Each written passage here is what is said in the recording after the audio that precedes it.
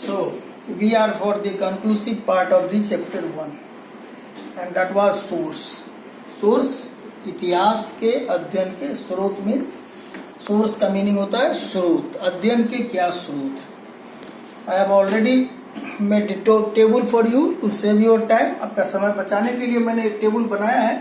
अब देखिए इसमें सोर्स क्या होता है। Source there are two types of source, first archaeological and second literary. Archaeological means पुरातात्विक, पुरातात्विक मतलब वो एविडेंस जो हमें खुदाई से या अन्य माध्यम से प्राप्त हुए हैं।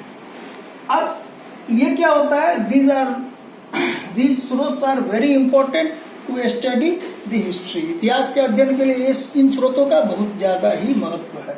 अब आर्कियोलॉजिकल स्रोत में कौन कौन आते हैं, तो मोन्यूमेंट। मोन्यूमेंट का मतलब होता है स्मारक। स्मारक में ये मंदिर हो सकता है, मस्जिद हो सकता है, महल हो सकते हैं, पैलेसेस हो सकते हैं, कोई स्तूप हो सकते हैं। इस तरह के सारे जो होते हैं स्मारक होते हैं।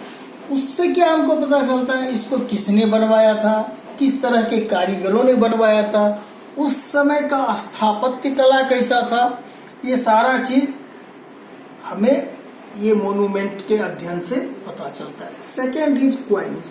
क्वाइन सिक्का, सिक्का usually coins are of silver, gold and lead.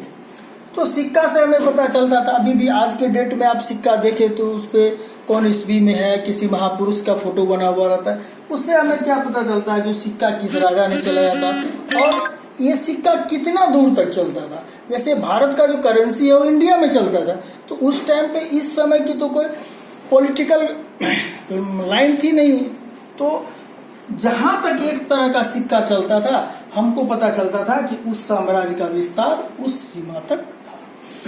उसके बाद होता है आर्टिफैक्ट्स।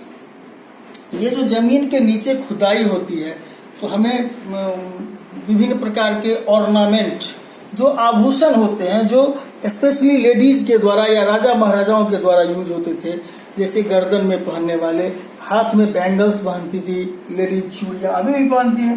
तो ये या किसी कोई घड़ा मिलता है मटका, वो कैसा होता है, उस पर नक्काशी कैसा होता है, इसके माध्यम से हम इसका अध्ययन करते हैं। दूसरा है सील। सील मतलब मोहर।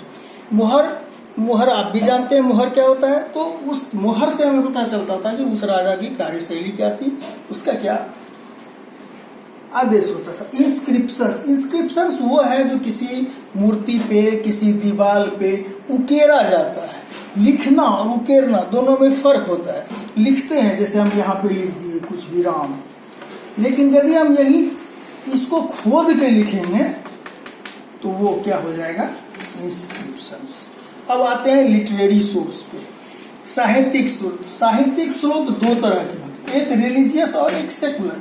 रिलीजियस कहने का मतलब धार्मिक, जो धर्म के बारे में, जैसे रामायण है, जैसे बाइबल है, जैसे गीता है, ये ढेर सारे ये हैं, ये रिलीजियस है। वेद, उपनिषद, ये वो सब ये रिलीजियस है।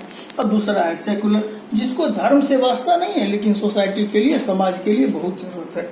जैसे कौटिल्य का, चाणक्य का अर्थशास्त्र जो अभी तक प्रचलित में है। अभी भी चाणक्य नीति का इम्पोर्टेंस लोगों में। मेगास्थनीज तक जो था उसने इंडिका नाम की पुस्तक लिखी जिसमें उसने इंडिया का वर्णन किया था। ढेर सारे यात्री यहाँ आए, विदेशी लोग आए और उन लोगों ने जो पुस्तकें लिखी वो क्या है, तो वो सेकुलर में किस श्रेणी में आता है, ये पुस्तकें हैं। ये लिटरेरी स्रोत हो गया। आपका नेक्स्ट टॉपिक है डिवीजन ऑफ हिस्ट्री।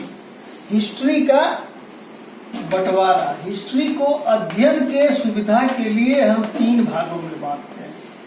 कितने भागों में बांटते हैं, 3 में।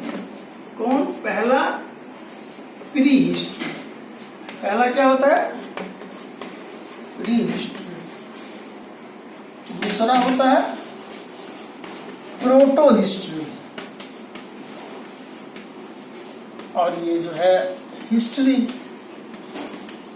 प्री हिस्ट्री किसे कहते हैं, उस समय का इतिहास जिसका कि कोई लिखित विवरण नहीं है, जिस समय में मनुष्य लिखना नहीं जानता था, विभिन्न प्रकार के आर्कियोलॉजिकल या कोई और स्रोत के आधार पे उसके बारे में हम जानते हैं, या कार्बन डेटिंग से ढेर सारा उपाय है जानने का, तो उसको हम प्रो हिस्ट्री कहते हैं। और आज जब मनुष्य लिखना जान रहा है तो मनुष्य जो लिखता है उसको लिखना आसान था और उसको सुरक्षित रखना, प्रिजर्व करना भी आसान था, वो हिस्ट्री है। और ये दोनों के बीच का जो समय, दोनों का जो लिंक है उसको हम प्रोटो हिस्ट्री कहते हैं। कहने का मतलब इसका कोई लिखित एविडेंस नहीं है, इसका है लेकिन लिखित नहीं होके कुछ एविडेंस है, तो इसके और इसके बीच का जो काल है वो प्रोटो हिस्ट्री कहलाता है।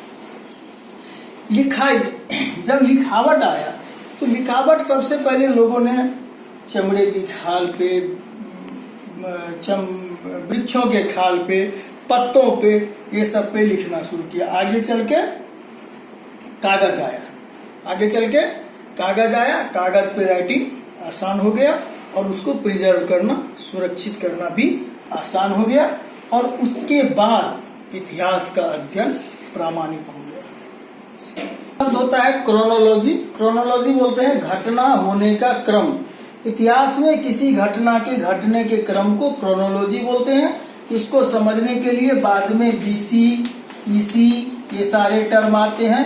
ये बिफोर एज होता है, करेंट एज होता है। These things to be discussed in next class, and in this way we conclude chapter 1. Thank you.